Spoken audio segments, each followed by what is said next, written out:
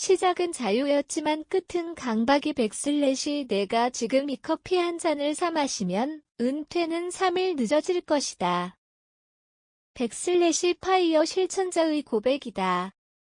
그는 자유를 원했다. 하지만 그 자유는 고통스러운 계산 끝에 점점 멀어졌다. 이처럼 파이어, 피낸셜 인디펜던스 레틀의 얼리는 젊은 세대의 조기 은퇴와 경제적 자립에 대한 갈망을 집약한 전략이다.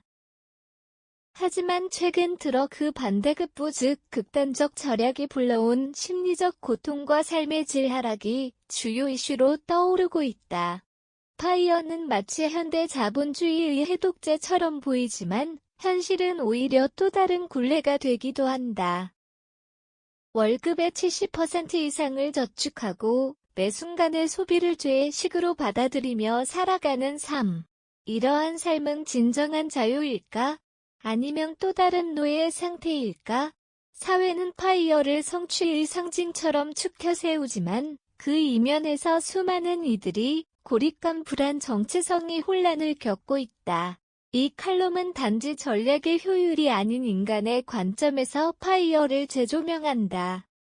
파이어의 배경, 경제적 자립이라는 매혹적인 환상 파이어 운동의 배경은 2008년 금융위기 이후로 거슬러 올라간다.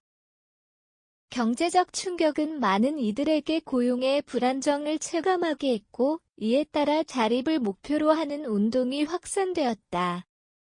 특히 밀레니얼 세대는 기존 세대와 달리 평생 직장이라는 개념에 회의적이었다.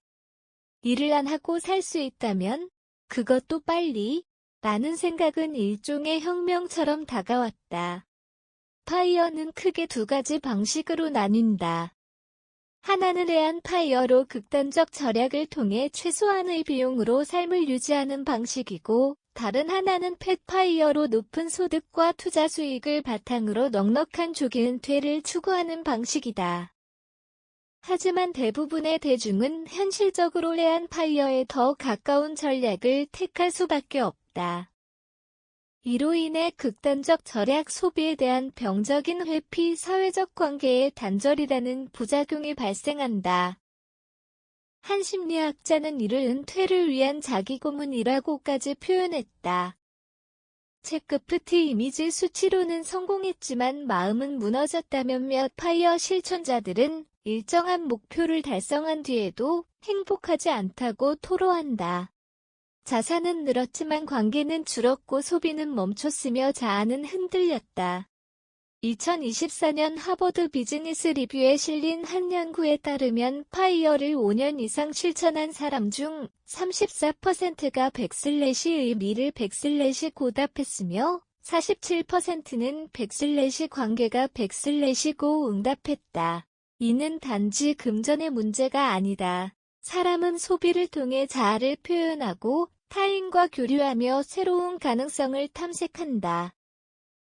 그런데 파이어의 일부 실천자들은 마치 군대처럼 짜인 규율 아래 자아의 유연성과 정체성을 스스로 제거해버린다. 돈이 많아졌는데 사람들과는 멀어졌다. 나도 모르게 감정 표현이 줄었다. 이는 파이어 실천자들이 흔히 겪는 부작용 중 하나다. 이와 함께 조기 은퇴 후에는 무기력증이나 고립감이 뒤따르는 경우가 많다. 이래서 정체성을 찾았던 이들이 갑작스런 무의 시간 속에서 방향을 잃기 때문이다. 돈보다 더 중요한 삶의 균형 찾기 파이어는 분명 유효한 전략이다. 하지만 그것이 삶의 목적이 되어선 안 된다. 그저 하나의 수단으로 다뤄야 한다. 최근에는 슬로 파이어, 코스트 파이어, 바리타 파이어 등 보다 유연한 방식이 대안으로 떠오르고 있다. 슬로 파이어, 은퇴를 조금 늦추더라도 현재 삶의 질을 중요시 코스트 파이어, 어느 정도 자산을 만든 이후엔 소득에 의존하지 않고 투자 수익만 유지 바리타 파이어, 은퇴 후 파트타임이나 취미 기반 수입으로 적당한 삶 유지 파이어가 궁극적으로 추구하는 바는 자유다. 하지만 아이러니하게도 많은 이들이 파이어를 위해 자유를 포기하고 있다. 자유를 위한 불행그 모순에서 벗어나야 한다. 금융 자립보다 먼저 필요한 것은 정신적 자립이다. 소비는 죄가 아니며 타인과의 관계는 사치가 아니다. 삶은 숫자 이상의 의미를 지닌다.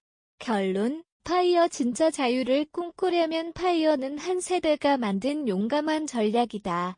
하지만 그 전략이 내가 누구인가에 대한 질문을 망각하게 한다면 그것은 실패한 게임이다. 진짜 파이어란 돈이 아니라 내 시간과 감정을 내가 원하는 방향으로 쓰는 삶이어야 한다. 그렇기에 필요한 것은 극단이 아닌 균형 그리고 지속 가능성이다. 우리는 스스로에게 물어야 한다. 백슬랫이 자유롭기 위해 사는가 아니면 자유롭다는 환상을 위해 나를 억누르고 있는가?